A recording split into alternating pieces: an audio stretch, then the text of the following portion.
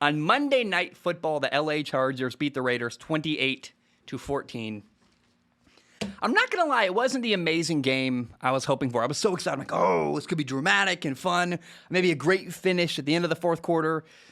We did not get that.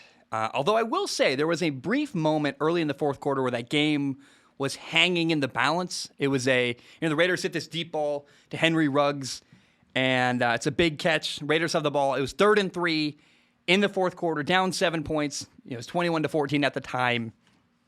Raiders failed to convert that. Then they missed a field goal.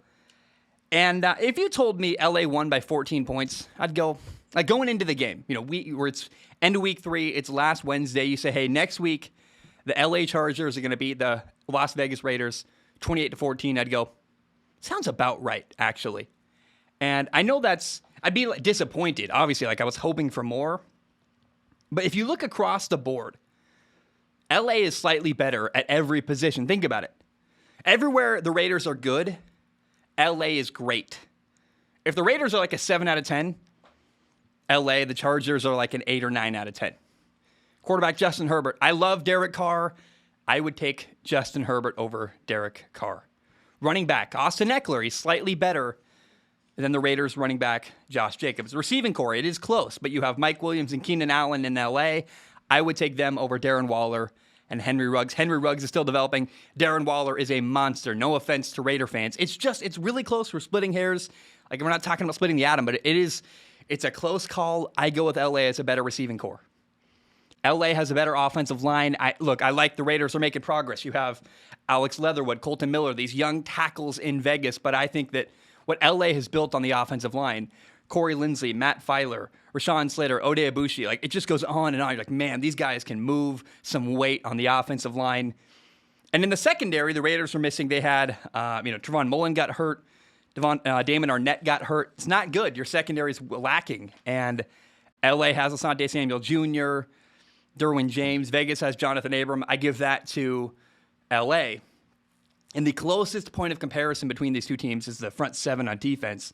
The Raiders have Yannick Ngakoue and Max Crosby, whereas LA has Joey Bosa. I feel like I'm just listing names at this point, but the point is that LA is just slightly better at everything. And that, in my opinion, would manifest, of course, in a 14-point victory, which is what we saw on Monday Night Football. Do not panic. Now, to me, though, the most interesting point of comparison is between Raiders head coach John Gruden and LA head coach Brandon Staley. Which coach is better? Weirdly enough, they both played quarterback at Dayton University, too, which is like, it's just bizarre. Like years and years apart. Brandon Staley, in my opinion, better coach, minimally, at minimum, was the better coach in the first half. If you ask me, his in-game decision-making all year has blown me away. I am so impressed with Brandon Staley. I think going into the year, I said, I got to pick a side on this guy. I don't know what to expect. I said, everybody says good things about him, and I picked the side, hey, Brandon Staley is going to be a great head coach. He's proving that. In fact, he is exactly what LA needed. His in-game decision-making, the challenge before halftime, I threw a challenge flag. The Raiders got a 3rd and 1 conversion. There was a brilliant challenge flag. What that does, it killed the Raiders' drive, gave LA back the football. That led to a touchdown, a long touchdown drive. They scored the touchdown pass to, Justin Herbert threw a touchdown pass to Austin Eckler with 29 seconds before halftime. That lets them go up 21-0 at halftime. I mean, the little decisions that Brandon Staley makes throughout the game are unbelievable. His decisions to go for it on 4th down, for the most part, have been fantastic this year. Although I do got to give a shout out to my man, Hunter Renfrow. He had an incredible play where LA goes for it on 4th down. The punter goes to throw the ball. And the amount of effort and intelligence it takes for Hunter Renfrow, who is the punt returner on the play, it fires me up. This is why I love football. These plays right here. Hunter Renfrow, a receiver, is just also a good football player. He sees the play developing, runs from his spot way downfield, about ready to return the punt, runs up, knocks the ball away as it's being caught by the Chargers. Would have been a 1st down, knocks the ball away. It's not a 4th down conversion for LA. Massive play. And again, the intelligence and the effort by Hunter Renfrow. Like, he had a drop earlier in the game on 3rd down, made up for it right there. That's a huge play in that game. Sad it didn't lead to a victory, but Hunter Renfrow, I loved it. Now, the coach-to-coach comparison again, though, John Gruden, after halftime, made a couple adjustments where the Raiders scored on 2 drives in a row in the third quarter, and they made it 21-14 going into the fourth quarter. Like, the Raiders had momentum. They had this, their third drive of the second half. They hit a deep ball to Henry Ruggs. They're like, oh my gosh, here we go. Raiders down 7 points, 3rd and 3. Derek Carr got sacked. They missed the field goal. Then later, Derek Carr threw an interception. That sealed the deal. The game is over. It was a bad decision by Derek Carr. And I want to be clear about one thing. Hey, Cowboys fans, listen up. Earlier this year, I made a list of I said, like, the only quarterbacks I would take over Derek Carr. And the point of that topic was to praise Derek Carr. And I remember talking about Dak Prescott in that topic, saying, like, I'm not sure yet. And there's a couple guys. First of all, I would raise Joe Burrow over Derek Carr. Joe Burrow had this moment, Thursday Night Football. He's screaming, like, do not play zero against me, like saying, don't play cover zero. If you blitz me, I'll just shred you. I love that confidence from Joe Burrow. And the guy I would take over Derek Carr right now that I didn't mention last time, Dak Prescott is playing out of his mind. We're 4 weeks in, and it's not even really close. Dak Prescott is a much better quarterback than Derek Carr. Love Derek Carr. I think he's underrated. No one gives him the credit he deserves, but that still doesn't do it justice. Like, Dak Prescott's better. There's a throw where, man, Derek Carr's rolling right, has Henry Ruggs deep, way down the field, wide open, misses him deep. It's like, the little plays that keep Derek Carr from being truly embraced by the Raiders. And Dak Prescott's playing like a top 5 quarterback. I wanted to give that a shout out because Dak Prescott, at the time, I remember saying, like, I'm not sure. Let's see what happens. Yeah, 4 games in, I would take Dak Prescott over Derek Carr. Now, the Raiders do not play LA again until Week 18, the final week of the year. That disappoints me.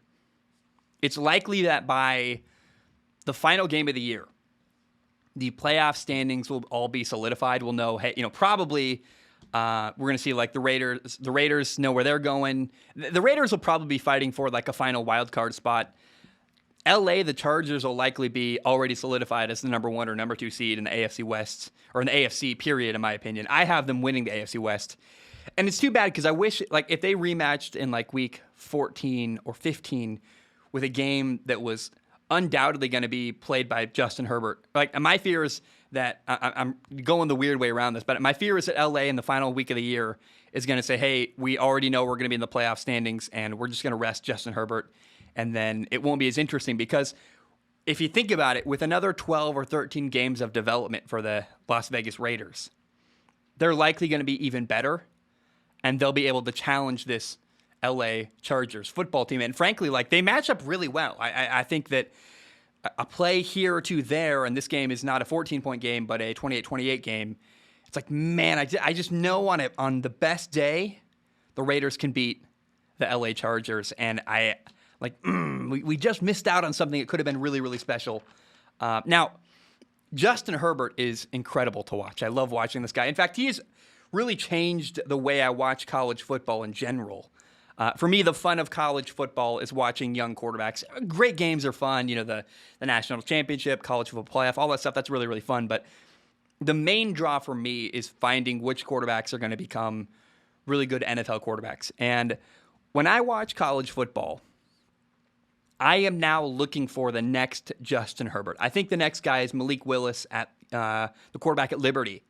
But that's how good Justin is he's really changed the entire way I look at football, my entire philosophy. And there are so many things he does that blow me away. He's looking off safeties. His throw to Austin Eckler for a touchdown on that running back wheel with 29 seconds left before halftime. The 2-minute drill to get to that point, throwing that touchdown. The touchdown pass he threw to Donald Parham. Like, he is just unbelievable. It blows my mind. And then another thing Justin does so well is with pressure in his face or as he's getting hit, he steps into throws and delivers the ball. He's not afraid of contact. And also, like, he can run, but Justin doesn't need to run to win. Like, he is winning with his arm. And, like, Herbert is a guy that could get away with not being good at great details. Like, he's physically good enough that if he misses a read here and there, he can just roll out, find a way to be a better athlete and make plays. But he doesn't do that. Herbert is relying on his mind and winning with that aspect of his game. It's so impressive to me. I just have to give Justin as much credit as I possibly can. It is such a joy to watch him play football. And you also have to credit the Chargers front office. Their general manager, Tom Telesco. They have done such a good job of supporting their young quarterback, the offensive line, stud receivers, a great running back. It's really cool to see. Like, the other teams in the NFL need to take notes and learn from what LA has done. I mean, what we're seeing, some teams are supporting their young quarterback, some teams are not.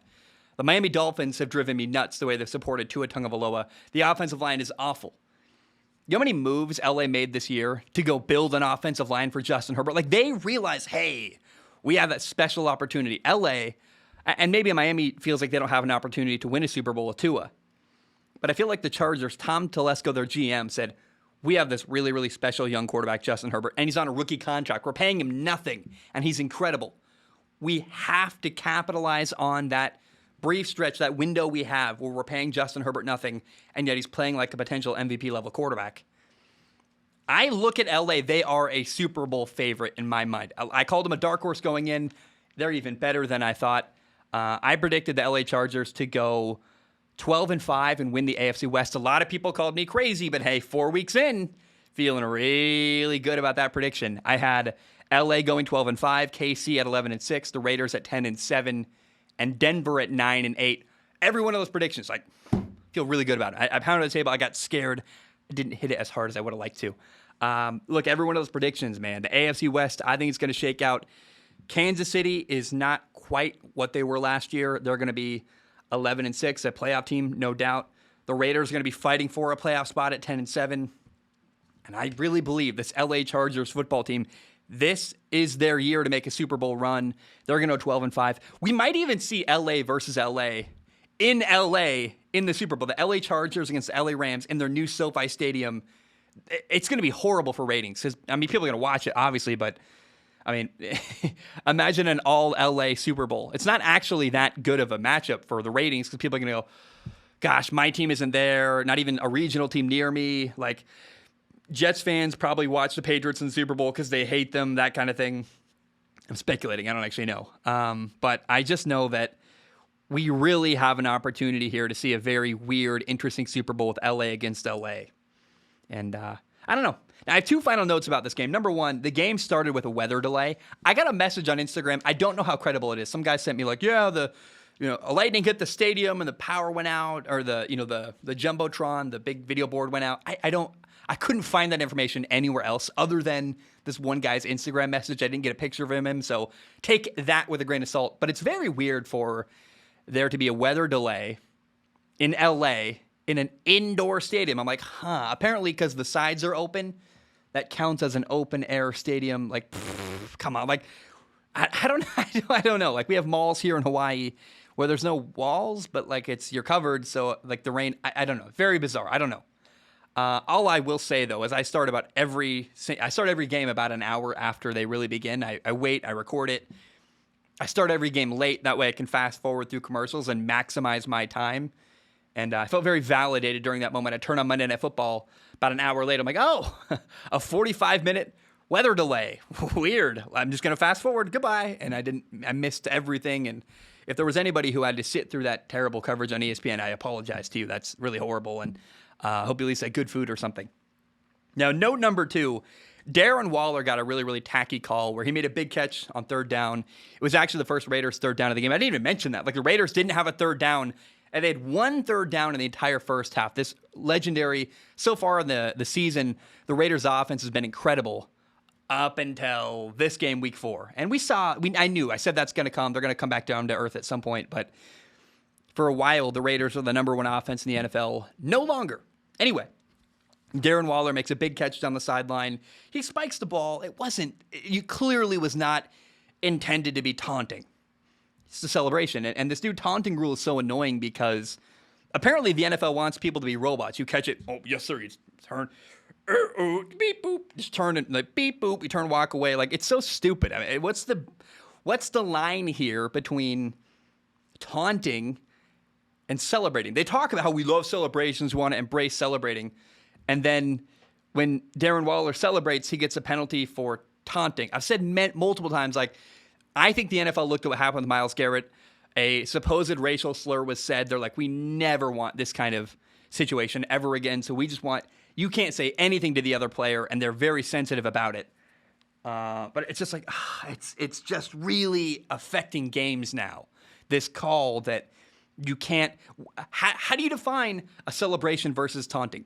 Because it's not working. It's very, very wrong and broken. And this game was just another example of many, many games this year where there's no clear distinction between celebrating and taunting. It's just like it's a broken system that is driving me nuts to watch every week.